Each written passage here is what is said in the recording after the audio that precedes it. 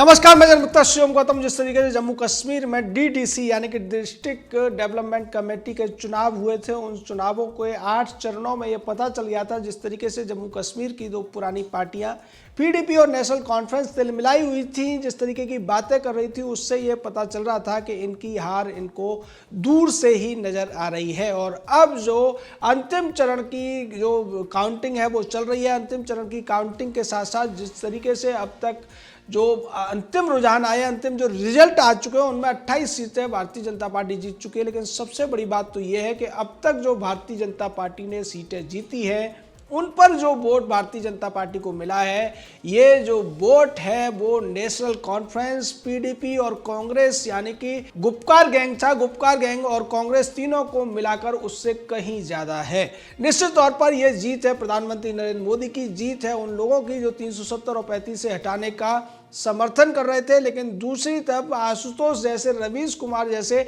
और दूसरे चैनल इसको बीजेपी की हार दिखाने की कोशिश कर रहे हैं। वो गुपकार गैंग को जो सीटें मिली हैं उनको ज़्यादा बताने की कोशिश कर रहे हैं। वो भूल जाते हैं कि गुपकार गैंग में 7 पार्टियां शामिल हैं, इसलिए उन 7 पार्टियों में से कोई भी ऐसी पार्टी नहीं है जो भारतीय जनता पार्टी को अकेले दम पर जो सीटें मिली हैं उससे ज्यादा सीटें ले पाई हो। अभी तक की जो स्थिति है उसमें 75 सीटें भारतीय जनता पार्टी अपने दम पर जीतती हुई दिख रही है, क्योंकि अंतिम घोषणा इसकी इलेक्शन कमीशन बाद में करेगा, हो सकता है कल सुबह तक करे। लेकिन अभी तक की स्थिति यह है कि जम्मू रीजन में तो भारतीय जनता पार्टी ने डंका बजाया ही बजाया है, और जम्मू का जो डिस्ट्रिक्ट है उसमें तो 12 सीटें लेकर भारतीय जनता पार्टी ने जिला परिषद पर, जिला विकास समिति पर कब्जा किया है। लेकिन सबसे बड़ी और सबसे चौंकाने वाली इस पूरे चुनाव में एक खबर आपको बता देता हूं कि श्रीनगर का जो जिला विकास समिति है उसमें गुपकार गैंग को बुरी तरीके से जनता ने नकार दिया है। फारूक अब्दुल्ला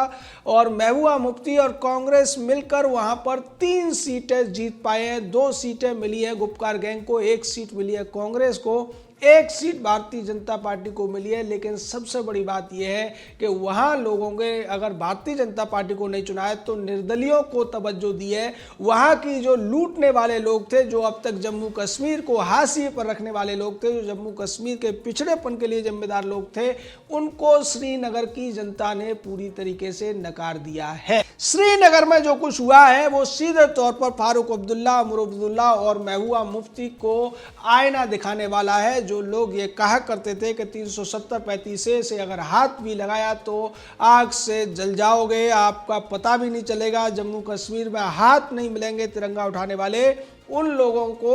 अब श्रीनगर की जनता ने यह बता दिया है कि श्रीनगर की जनता उनसे किसी भी तरीके से इत्तेफाक नहीं रखती है, कोई सहमति नहीं रखती है। श्रीनगर की जनता पूरे देश के साथ है, और श्रीनगर चूंकि जम्मू कश्मीर की राजधानी रहा है, राजधानी में ये हालत हुई है उन पार्टियों की जो बड़े बड़ी बातें कर रहे थे, जो पाकिस्तान से मदद लेने की बात कर रहे थे, पाकिस्तान से बातचीत की बात कर रहे थे, चीन से मदद लेकर 370-35 से दोबारा से लगाने की बात कर रहे थे। उन लोगों को श्रीनगर का जो ये रिजल्ट है इस पर जरूर ध्यान देने की जरूरत है, और उन्हें समझ लेना चाहिए कि श्रीनगर का रिजल्ट बहुत ज़्यादा मायने रखता है, क्योंकि श्रीनगर जम्मू कश्मीर की राजधानी है। और राजधानी में अगर ये स्थिति है तो उन्हें समझ जाना चाहिए, राजधानी में चूंकि ज़्यादातर पढ़े लिखे जो तबका है वो किसी भी प्रदेश की राजधानी या देश की राजधानी में रहता है, वहाँ जो रिजल्ट होता है उसका पूरे प्रदेश के ऊपर असर पड़ता है। और इस स्थिति में अगर 7 सीटें निर्दलीय लोगों को जम्मू कश्मीर की राजधानी श्रीनगर के लोगों ने दी है, निश्चित तौर पर इसका मैसेज साफ है कि आने वाले समय में या तो वो भारतीय जनता पार्टी को चुनेंगे या फिर उन लोगों को चुनेंगे जो एनसीपी, जो एनसी, कांग्रेस और पीडीपी से हटकर होंगे, जो कि कश्मीर को भारत में मिलाने के पक्षधर होंगे, भारत के साथ संबंधों के पक्षधर होंगे, न कि पाकिस्तान परस्ती और चीन परस्ती करते हुए नजर आएंगे।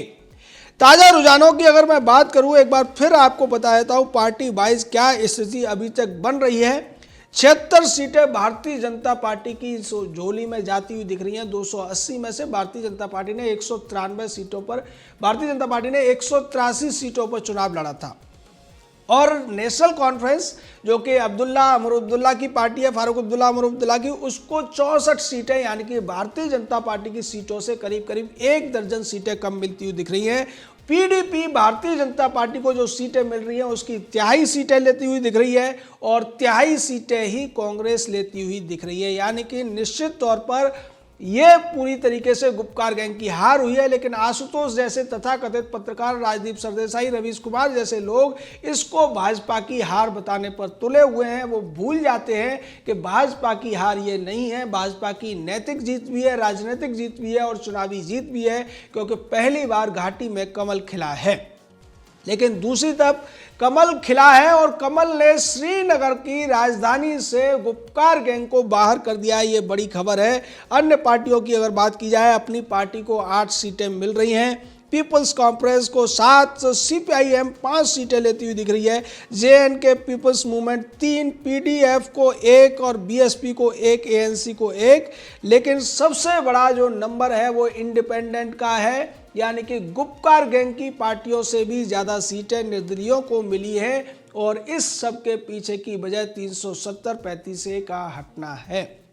वैसे जब तक ये पार्टियां सत्ता में रही, इन्होंने कभी भी इस तरीके के पंचायत चुनावों को कराने की जहमत नहीं उठाई, क्योंकि इन्हें लगता था कि सारा का सारा फंड अगर इनके माध्यम से खर्च होगा तो उसमें लूट की संभावनाएं ज़्यादा रहेंगी। ये जो रिजल्ट के रुझान है 280 में से 268 के रुझान है और यहाँ पर 50 सीटों पर निर्दलियों का जीतना ये साफ करता है कि आने वाले दिनों में जो कश्मीर रीजन की या घाटी रीजन के जो 10 जिले हैं उनमें कम से कम 4 जिलों में ये जो निर्दलीय हैं वो जिला विकास समिति में सत्ता में होंगे, उसकी बागडोर इनके हाथ में होगी और भारतीय जनता पार्टी उनके साथ जुड़ती हुई दिखाई देगी। क्योंकि भारतीय जनता पार्टी की तरफ से स्पष्ट किया गया कि हमने तमाम निर्दलियों को भी समर्थन दिया था, तो ये जो 50 निर्दलीय जीत रहे हैं इनमें से हो सकता है कम से कम 20 निर्दलीय भारतीय जनता पार्टी के समर्थन से जीतने वाले लोग हैं और वो उनके साथ आ जाएंगे।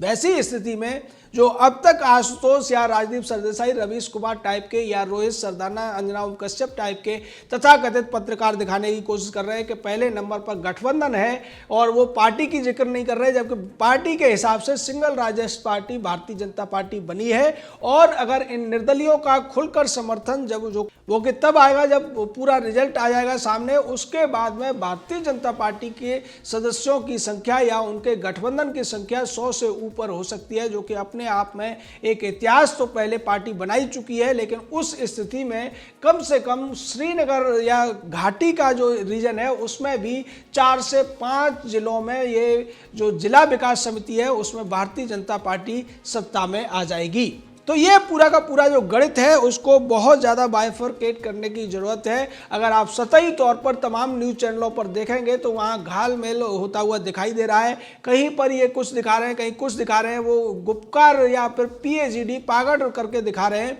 उसकी सीटें शुरू से ज़्यादा हैं। लेकिन उस पागड़ में कितने लोग हैं इसकी चर्चा वहाँ कम हो रही है, कितनी पार्टियां हैं इसकी चर्चा कम हो रही है। और उनमें भी सबसे ज़्यादा जिस पार्टी को सीटें मिली हैं उसकी संख्या कितनी है उसकी चर्चा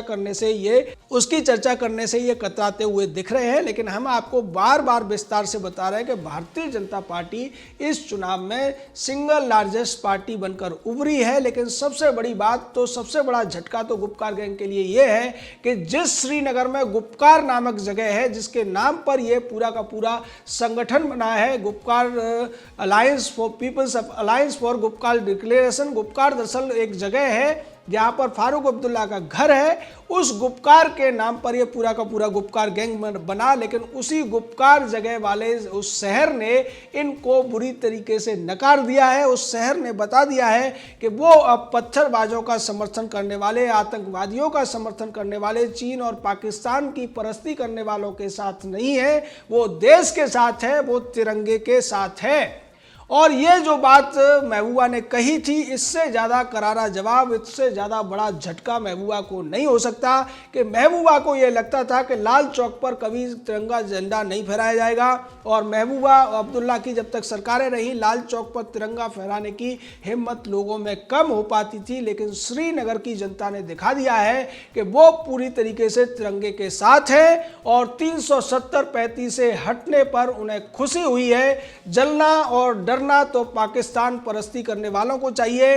या फिर पाकिस्तान और चीन को चाहिए, क्योंकि उन्होंने जम्मू कश्मीर का बहुत बड़ा भूभाग कब्जा रखा है और 370-35 से हटने के बाद में भारत सरकार उन भूभागों को वापस लेने की जो तैयारी कर रही है उससे चीन पाकिस्तान बिलबिलाए हुए हैं। यही वजह है कि चीन और पाकिस्तान ने एक एक जम्मू कश्मीर की बड़ी पार्टी को चुन लिया है जो उनकी तरफ से वकालत करती हुई नजर आ रही है। एक तरफ चीन की तरफ से वकालत फारूक अब्दुल्ला करते हुए नजर आते हैं तो दूसरी तरफ पाकिस्तान की तरफ से वकालत करती हुई नजर आती है महबूबा मुफ्ती। इन लोगों ने पहले यह कहा था कि वो इन चुनावों का बहिष्कार करेंगे, लेकिन बाद में इनको लगा कि अगर बहिष्कार कर दिया तो पूरी तरीके से निर्विरोध तरीके से भारतीय जनता पार्टी तमाम जो 20 जिले हैं उनकी जो विकास समितियां हैं उनमें सत्ता में आ जाएगी, और इसलिए इन्होंने मजबूर होकर 5 से लेकर 7 पार्टियों का एक गठबंधन बनाया और उस गठबंधन के माध्यम से चुनाव लड़ा। लेकिन चुनाव के नतीजे सबके सामने हैं। भारतीय जनता पार्टी सबसे बड़ी पार्टी बनकर उभरी है। जम्मू के ज्यादातर जिलों में भारतीय जनता पार्टी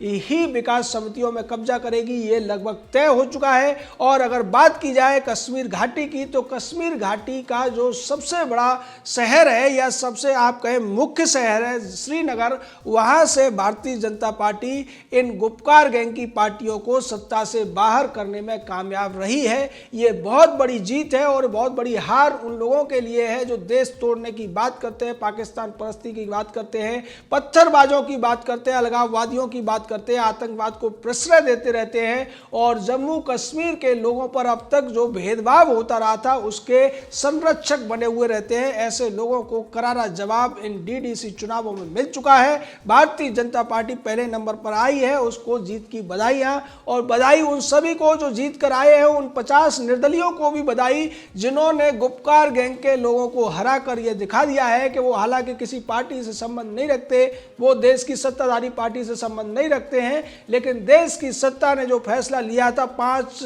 अगस्त को, उस फैसले के साथ वो खड़े होते हुए दिखाई देते हैं। और ये निश्चित तौर पर जनता की जीत है, संविधान की जीत है, न्याय की जीत है और भारत की जीत है। जय हिंद, जय भारत।